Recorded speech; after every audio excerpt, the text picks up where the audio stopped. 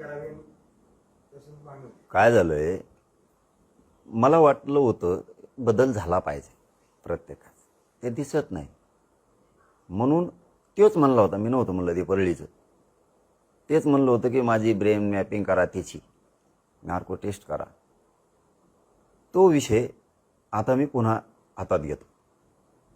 त्यांनी कोणाला घातपात करायला लावला माझा, मग आता तो काय गोळ्या औषधात याच्यात जेवणात घालणार होता, ते काय दागा फटका करणार होता, हे पुन्हा तपास होऊन ते समोर आलं पाहिजे. पुन्हा तपास होऊन काय होता विषय, कोण होता, पडलेला त्या कोण जात होता, पीए त्याचा बीडवाला, त्याच्यात आरोपी एक नंबरला कोण करायला पाहिजे होतं, तो कोण तिसराच केला आहे, हे सगळं घेणं गरजेचं आहे. आता पण त्या आरोपींना साथ कोण देत आहे, ते कसं आरोपी होत नाहीत, या संदर्भात सगळं आता लावून धरणार आहे मी.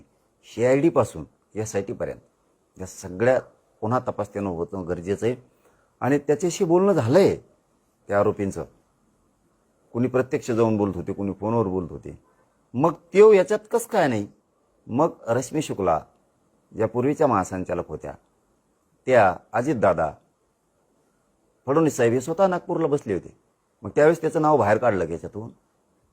मी आता तो विषय लावून धरणार आहे त्याची आणि माझी आणि त्या 3 आरोपीची, तसे त्याच्यात लय मोठे आहेत, ते सगळेच घ्यायला लावणार आहे. आता नार्को टेस्ट कसं काय होत नाही ते बघतो, कारण त्याची एकदा नार्को टेस्ट झाली माझ्या प्रकरणात नेमका तो काय करणार होता.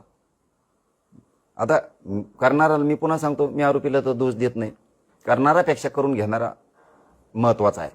ते काय करतो, मागून राहतोय आणि घोडे नाचल्यासारखा नाचितोय, ते त्यांच्याकडून करून घेतोय ते सगळं. आणि मग हे बी मरूच घातले जातात त्यांनी.